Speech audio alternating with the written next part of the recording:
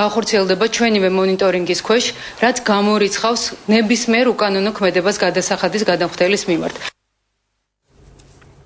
რეგიონული განვითარების და ინფრასტრუქტურის მინისტრი რეგიონული პროექტის განხორციელების საკითხებზე სასტუმრო რედისონში შეხვედრას ესწრება.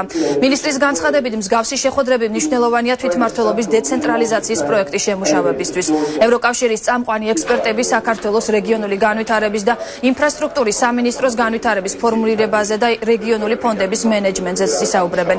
დავით ნარმანია რეგიონებში მოსახლეობასა და გამგებლებს შორის დაპირისპირებასაც შეეხო და განაცხადა, რომ რეგიონული განვითარების და ინფრასტრუქტურის სამინისტრო გამგებლებსა და მოსახლეობას შორის არსებულ უთანხმოებაში ვერ ჩაერევა. დავით ნარმანიამ აღნიშნა, რომ ეს პოლიტიკური პროცესია, რომელიც ხშირ შემთხვევაში ადგილობრივი მოსახლეობიდან მოდის.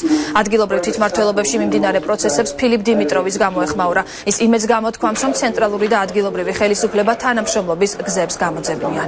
ის ძირითადი ვექტორები და მიმართულებები რა სამუშაო ეს ძალიან მნიშვნელოვანი ღონისძიებაა საქართველოს რეგიონული განვითარების თვალსაზრისით.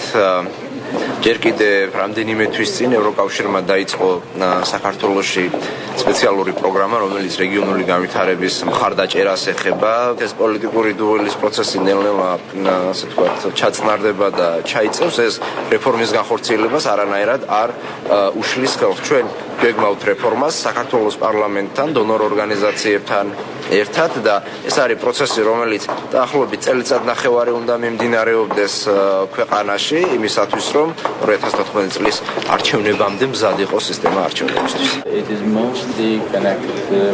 რეგიონული განვითარების საკითხი კომპლექსურია და ადგილობრივმა და ცენტრალურმა ხელისუფლებამ უნდა ითანამშრომლონ. იმედი მაქვს ამ კუთხით თანამშრომლობა წარმატებით წარიმართება, რის შედეგადაც მდგრად რეგიონალურ პოლიტიკას მივიღებ.